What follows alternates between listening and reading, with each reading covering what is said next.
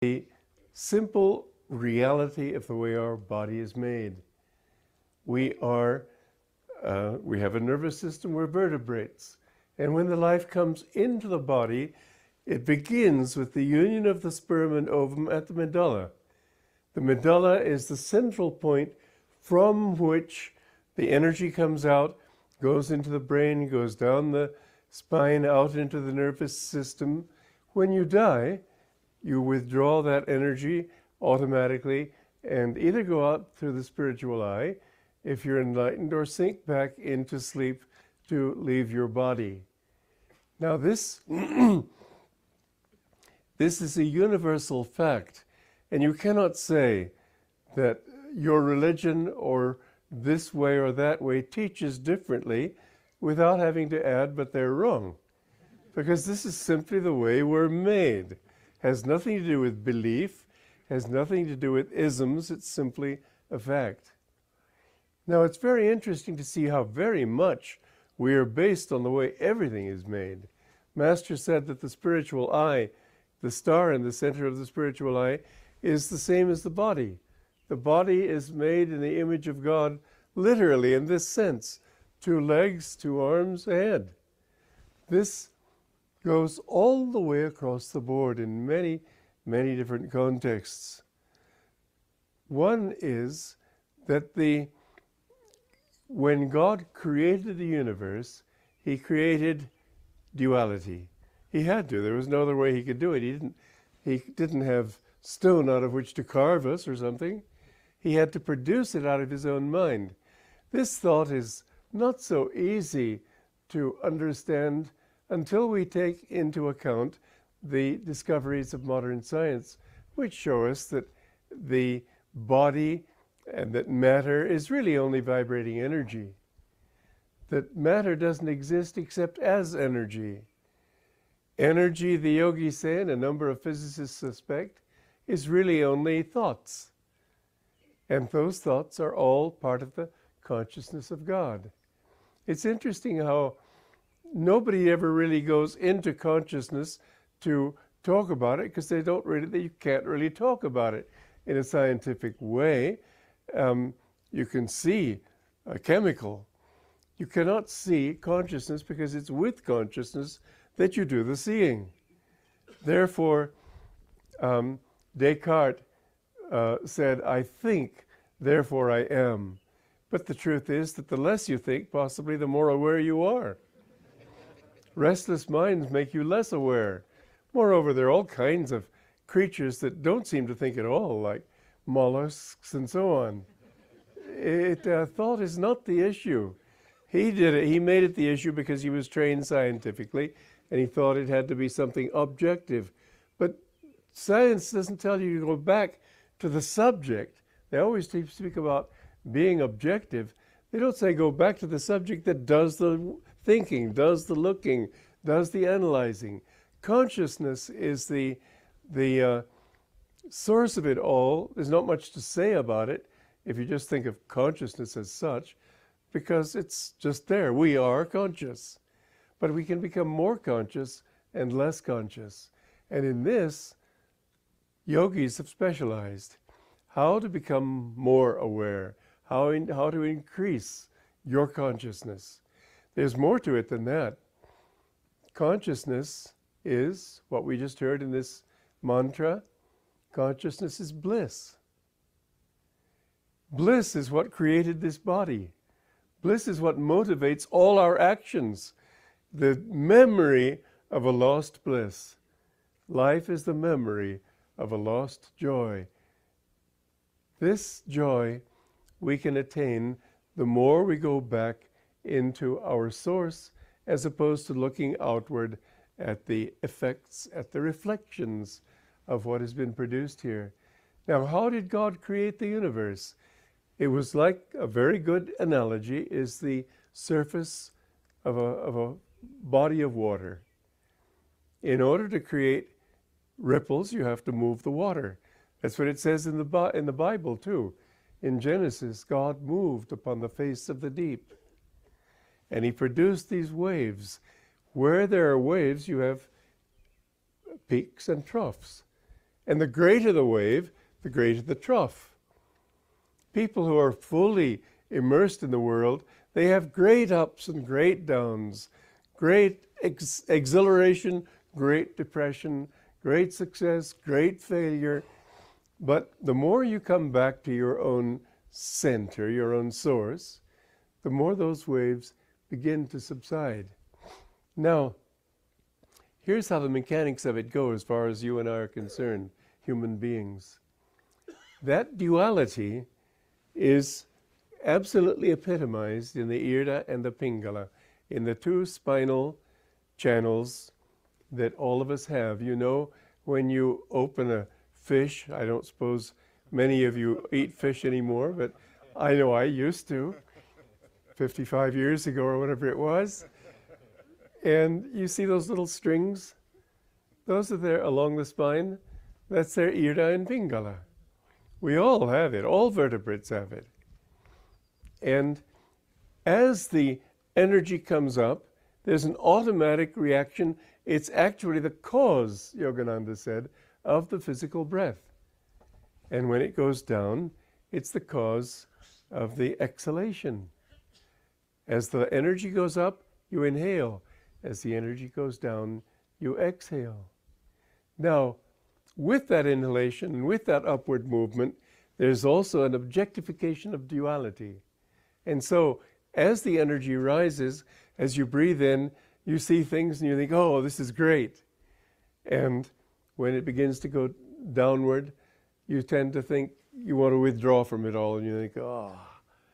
Now, it's not as if every time you breathe is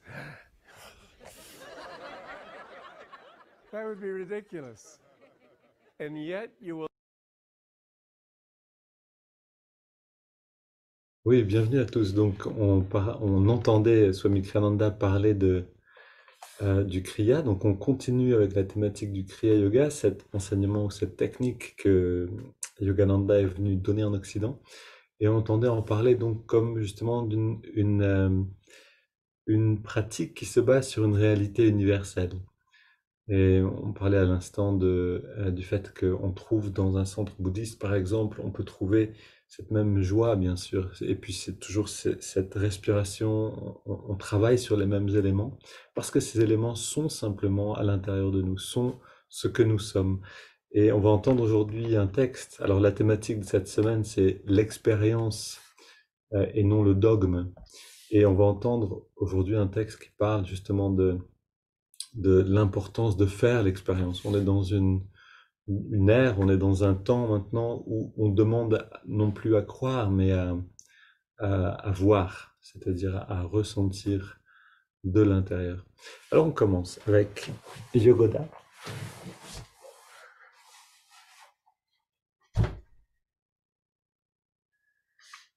Les fenêtres grandes ouvertes, même s'il fait un peu frais, justement parce qu'il fait un peu frais.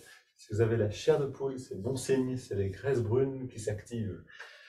Ô esprit infini, recharge notre corps avec ton énergie cosmique, notre mental avec ta concentration et ta détermination, notre esprit avec ta sagesse et notre âme avec ta joie toujours nouvelle.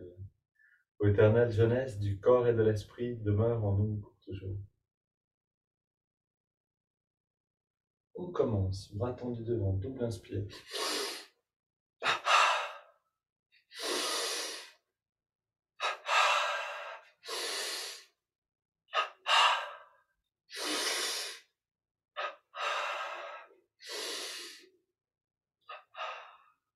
Main sur les hanches, continue avec les mollets.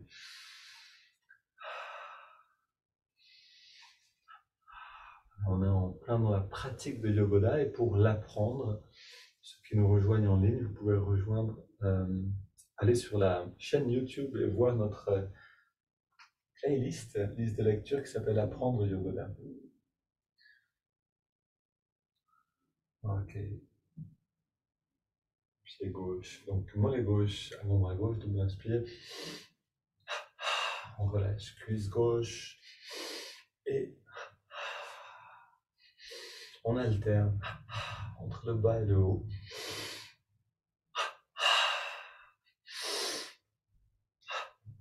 Voilà, prenez le temps de sentir. Si je vais un petit peu vite pour vous, faites-le plus lentement et c'est pas grave, vous en faites 2 répétitions au lieu de 3. Et vous les faites bien. Et vous sentez entre la contraction et la détente, l'afflux d'énergie et la chaleur. C'est ça qui est important, c'est de ressentir tout ce qui se passe à l'intérieur.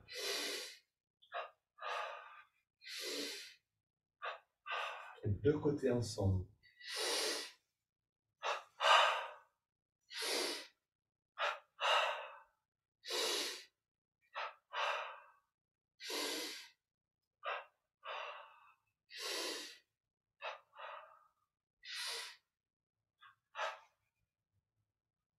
Ok, on contracte, fesse gauche, poitrine gauche sur l'inspire.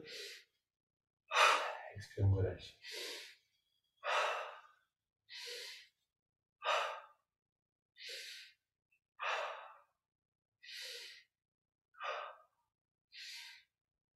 On continue avec les lombaires. Pardon, je dois juste ajuster quelque chose avec la caméra. Voilà. Dans les lombaires à gauche et à droite.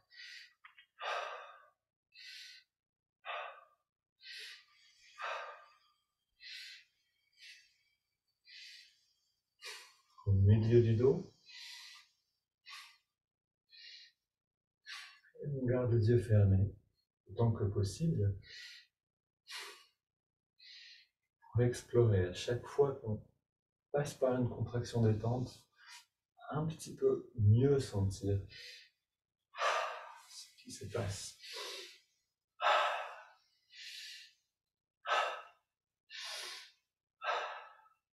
Donc là, on est au niveau des épaules. Et puis, on pose les mains sur les épaules.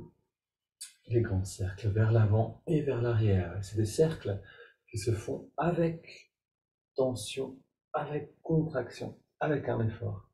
Puis le cou, à gauche et à droite,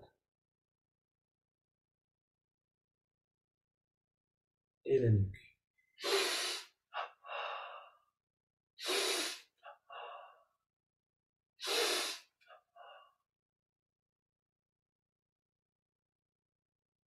Un grand cercle.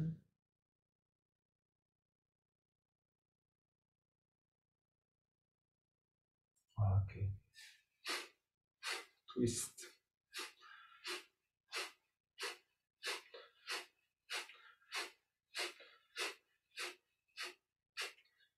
Main sur les hanches, grand mouvement en engageant les muscles le long de la colonne. Ouais, sentez bien cet air frais qui rentre à chaque inspire, l'oxygène qui nous réveille. Et on pousse vers la gauche et vers la droite. Et si l'air n'est pas frais, ouvrez vos fenêtres. Vous n'en faites pas, les murs de la maison restent chauds, gardent la même température pendant un bon moment.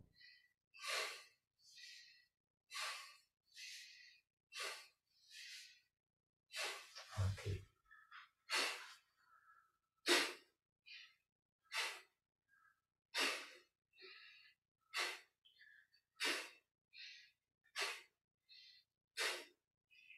On vient tapoter sur la tête.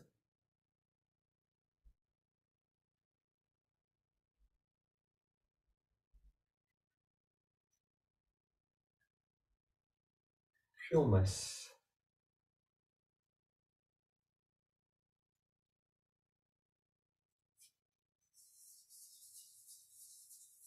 Avec un petit peu de vigueur, tout le cuir chevelu. Et puis maintenant, 3 petits cercles dans la nuque, dans les deux sens, puis on inspire.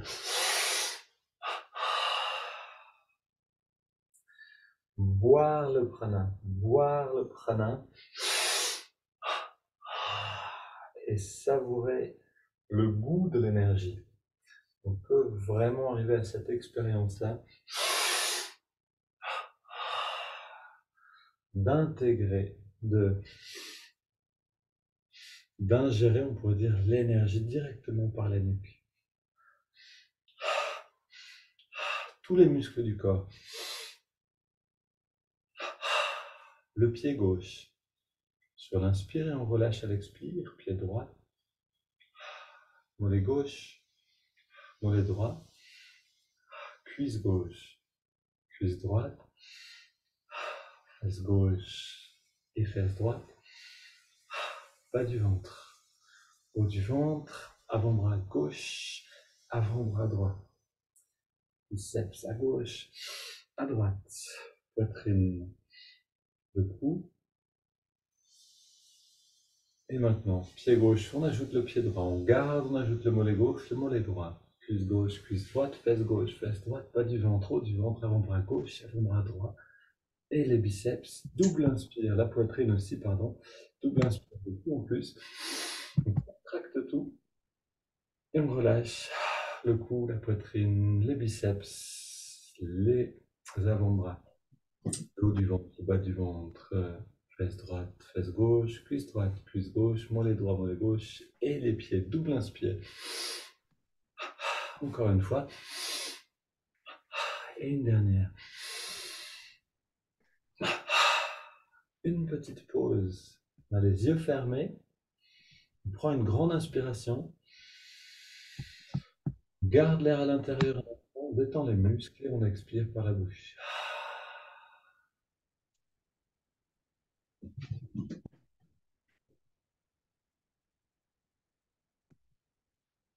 On va terminer aujourd'hui avec la marche et la course sur place. Donc, comme on est déjà un petit peu au-delà du temps, on commence donc en levant bien les genoux.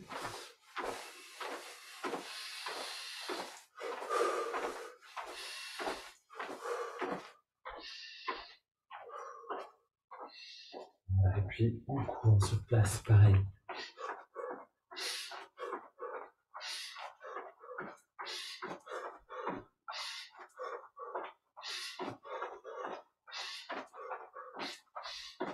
Ok, on relâche tout et on prend le temps. On prend une grande inspire, on contracte tous les muscles.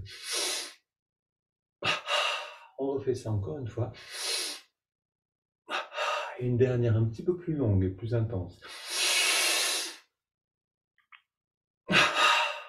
Maintenant, on détend tout, on inspire profondément. Et les yeux fermés, on prend le temps de sentir, sans bouger.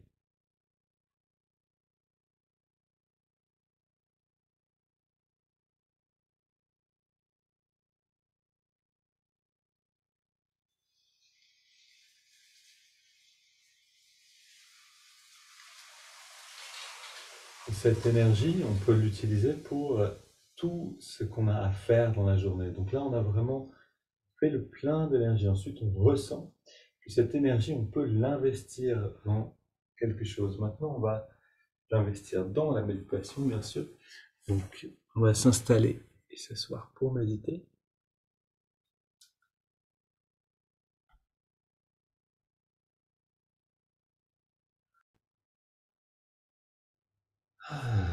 Le dos redressé, bien détendu. Le regard redressé aussi, les yeux fermés.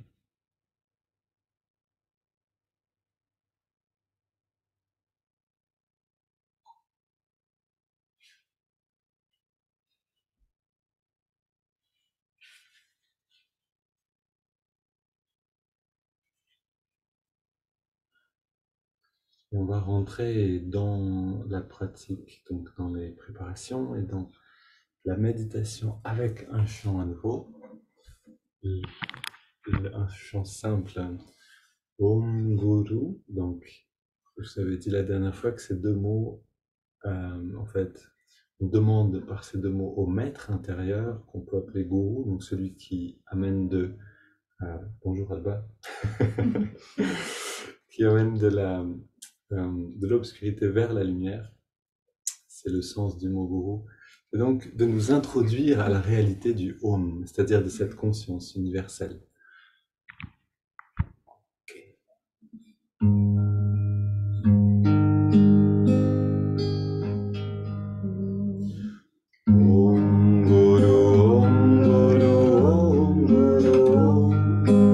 Om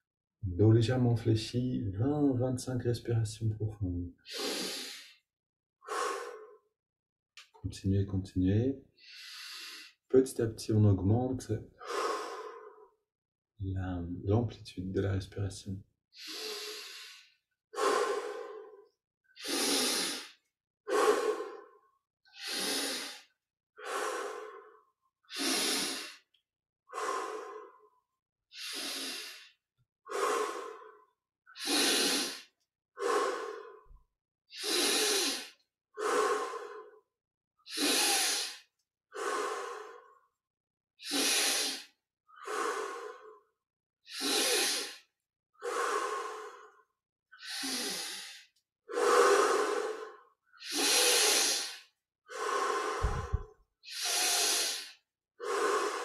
Allons jusqu'au maximum de l'intensité.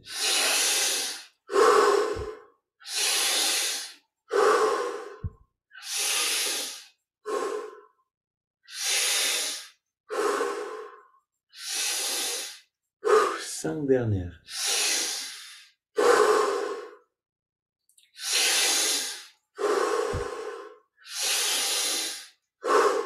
2.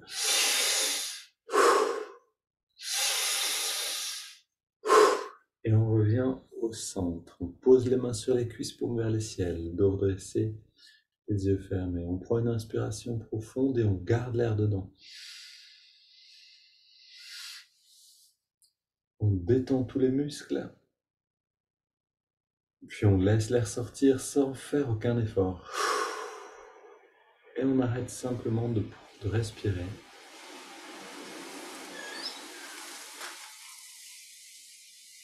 Et on entre dans les sensations intérieures.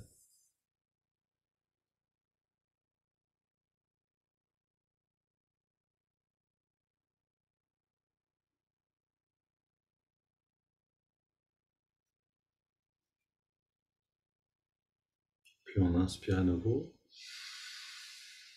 On garde l'air dedans, poumon bien plein. On rentre le ventre, on contracte le périnée. On relâche et on expire.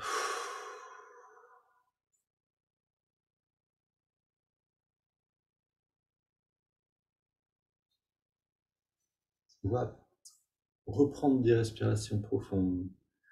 Quand on va ensuite rester dans la pause après l'expiration, essayez de bien détendre les muscles, de vraiment tout relâcher, comme une machine qui s'arrête et on veut sentir ce qui est derrière l'activité constante de la respiration. Essayez de toucher à cette qualité-là, le calme. 10 respirations profondes.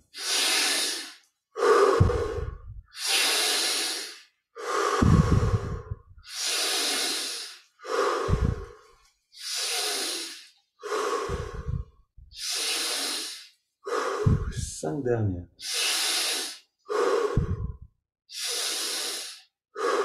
3.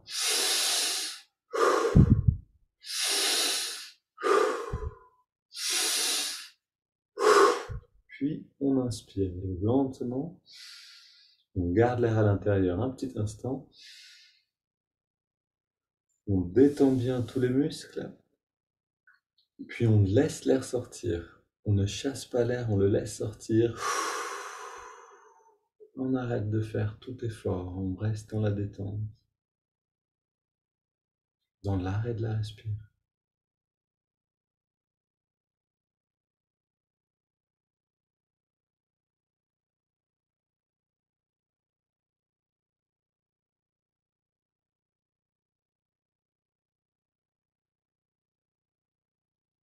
Et on inspire à nouveau.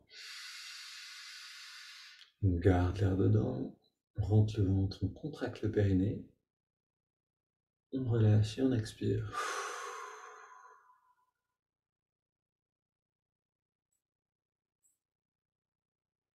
On laisse l'air aller et venir naturellement au rythme de la respiration du corps.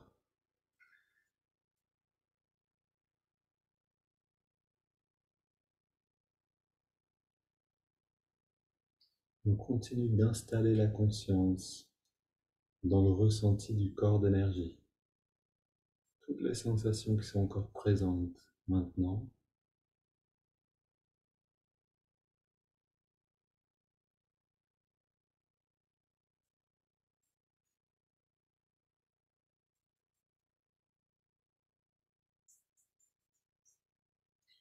Qu'est-ce qui est derrière la respiration? C'est quelque chose qu'on veut découvrir dans la pratique des Hong So, de la méditation générale. Et en fait, tous les yogis et les saints, c'est pas quelque chose qui est réservé à une tradition ou à une autre. Sainte Thérèse d'Avila témoignait aussi du fait que quand elle atteint cet état d'union, de changement de conscience, la respiration semble s'arrêter.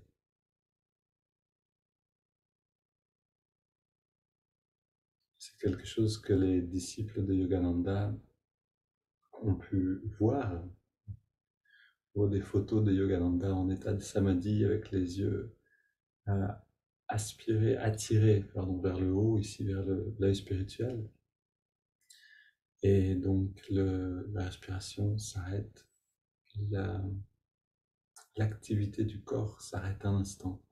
Ça ne veut pas dire qu'on meurt, bien sûr, mais ça veut dire que quelque chose d'autre prend le dessus, une autre conscience. Continuons avec double inspire, on contracte tout. Et double expire, on relâche.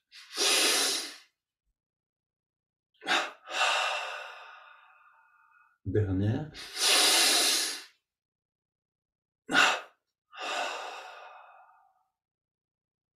On reste dans la détente, puis on inspire par les narines sur 5.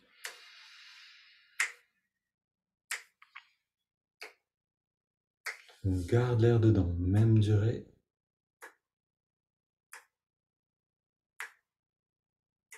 Et on expire.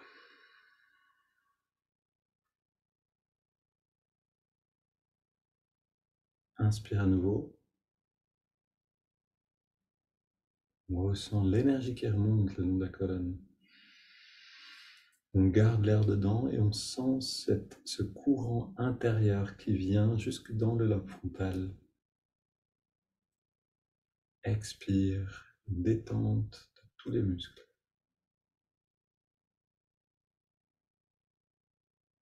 Inspire à nouveau.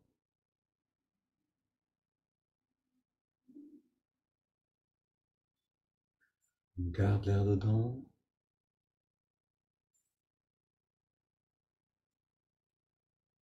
Expire.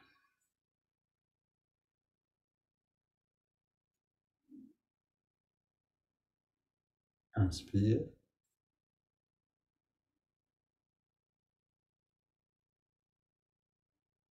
On garde.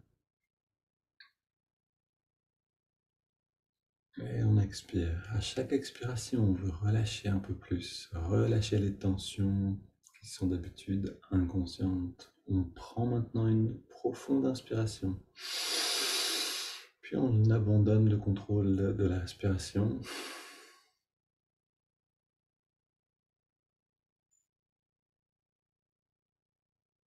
Et on profite simplement des effets de tout ce qu'on a fait jusqu'à présent.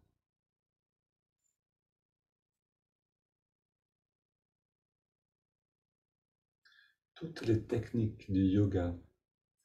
En fait, yoga, ça veut dire union. L'union de la petite avec la grande conscience, de la conscience individuelle avec la conscience impersonnelle ou plus large qu'on appelle souvent christique ou cosmique. Toutes les techniques du yoga nous servent à élargir la conscience. Même les postures, bien sûr, de yoga nous permettent d'atténuer des blocages à l'intérieur, donc des tensions physiques, émotionnelles, et de nous permettre à nouveau d'atteindre une conscience plus fluide, plus large. Le Kriya Yoga fait partie de ces techniques. C'est comme un peu le couronnement de ces techniques-là, c'est un pranayama qui permet cette union intérieure progressive. Et ok, on va écouter maintenant une partie d'un discours qui a été prononcé par Swami Kriyananda et qui s'appelle Le pouvoir du Kriya Yoga.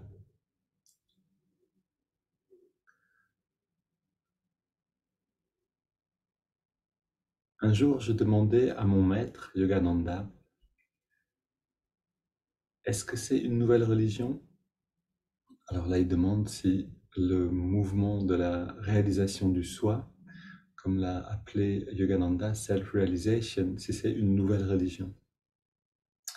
Yogananda m'a corrigé. Il m'a dit, c'est une nouvelle expression. Il ne peut y avoir de nouvelle religion, car la religion est unique. Sanatana Dharma, la religion éternelle, existe depuis le début des temps. L'essence de la religion est notre relation avec Dieu. Une approche intéressante dans laquelle la religion, finalement, il n'y en a qu'une seule. Et toutes les religions sont des expressions de cette unique religion qui parle toujours de cette relation entre l'homme et le divin. Et Sanatana Dharma, c'est le nom de la religion originelle hindoue, c'est-à-dire un ensemble de connaissances qui nous aident à retrouver cette conscience, à en faire l'expérience. Je continue le texte. L'essence de la religion est notre relation avec Dieu. Mais le Kriya Yoga a apporté une technique comme alternative au dogme. Une expérience donc comme alternative à la simple croyance. Et ce n'est pas seulement le Kriya qui fait cela. C'est toute une tendance qui est apparue dans le monde où les gens sont maintenant conscients de la nécessité de faire l'expérience de Dieu. Et cette conscience s'accroît.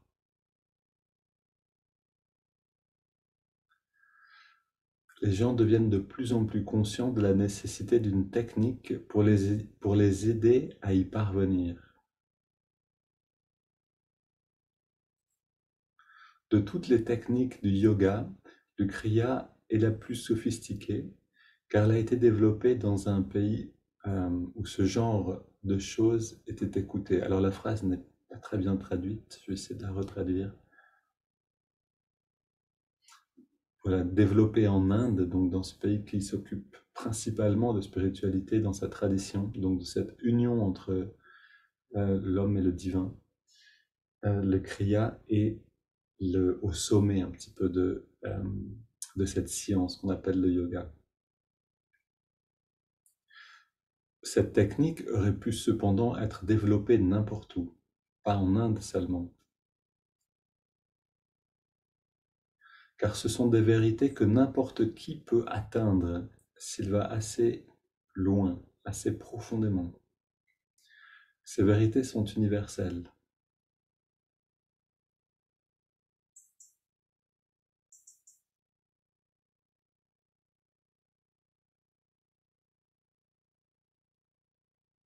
Ce n'est pas comme un dogme où certaines personnes peuvent dire, ce n'est pas comme avec un dogme, certaines personnes peuvent dire que nous irons sur Mars après notre mort et d'autres insistent que non, nous irons sur Vénus.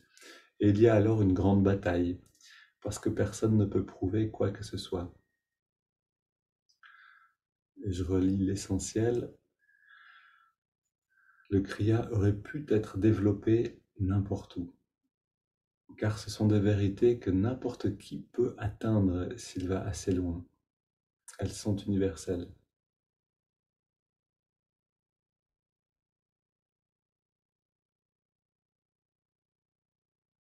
Alors, allons maintenant, grâce à cette technique qui nous a été donnée, donc la méditation Hong So, allons nous-mêmes dans l'exploration de ces vérités.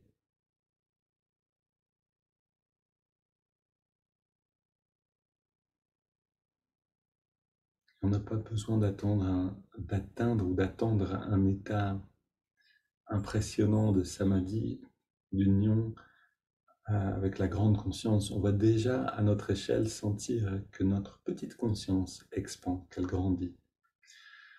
On commence donc en amenant l'attention dans les narines.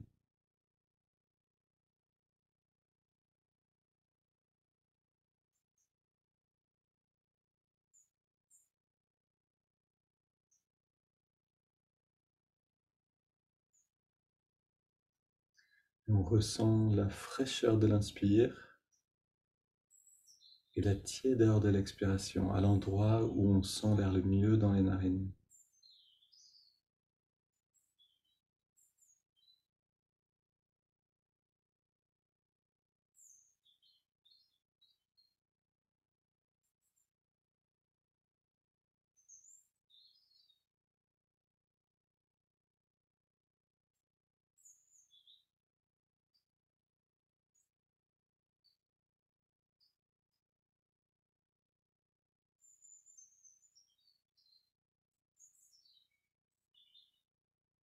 Et pourquoi on retrouve cette observation du souffle dans presque toute tradition spirituelle? Parce que cette observation du souffle, la respiration, c'est comme une porte entre l'inconscient et le conscient, entre le subconscient et le conscient. Et donc on commence par devenir conscient de ce qui ne l'était pas. En observant la respiration, les sens s'intériorisent également.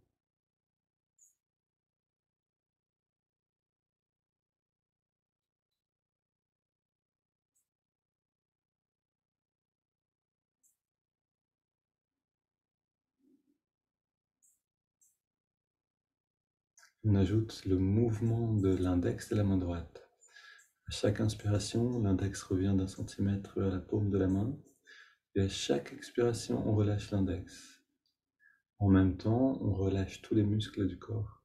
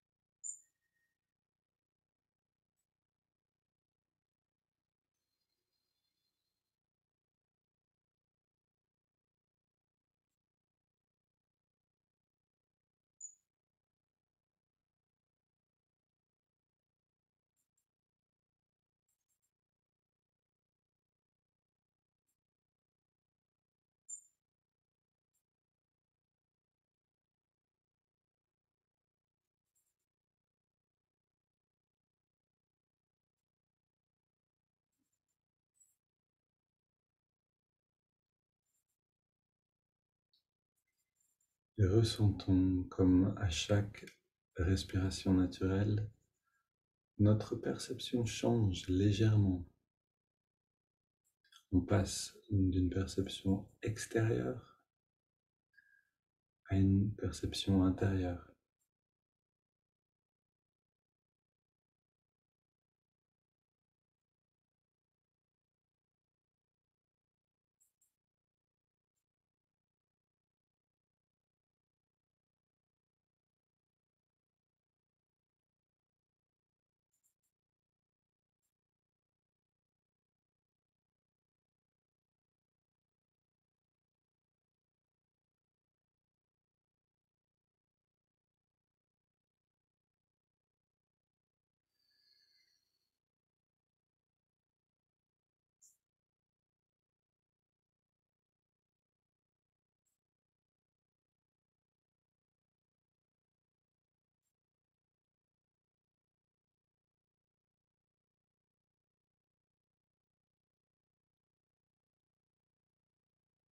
On ajoute maintenant le mantra Hong So. Hong, qui signifie je suis, accompagne chaque inspiration. So, qui signifie cela, ce qui est, accompagne chaque expiration naturelle.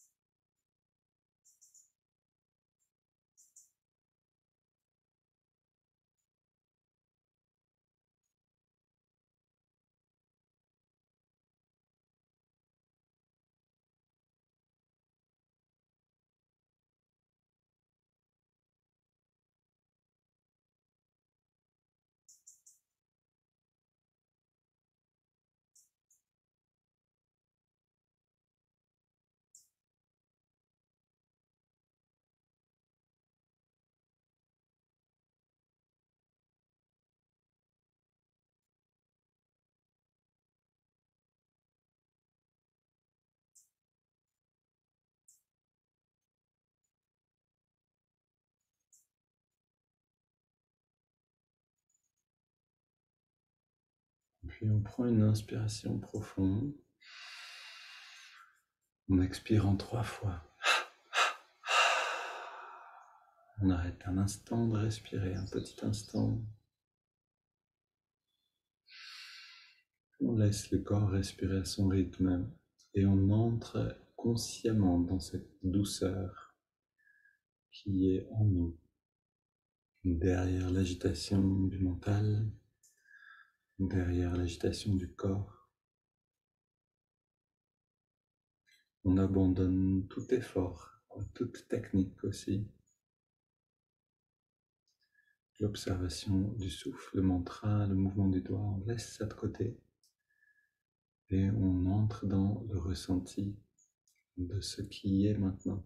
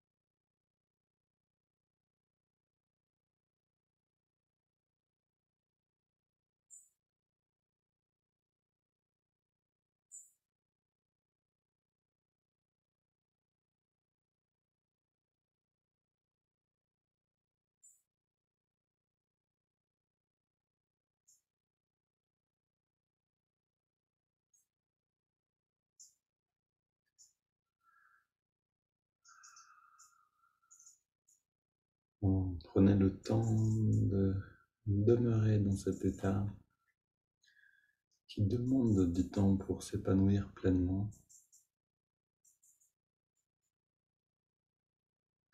Puis quand vous en sortez, c'est-à-dire quand vous ouvrez les yeux, que vous recontactez le monde, essayez d'emmener cette qualité-là avec vous dans les premiers mouvements, premières actions, dans toute la semaine. Une belle journée à tous et à demain.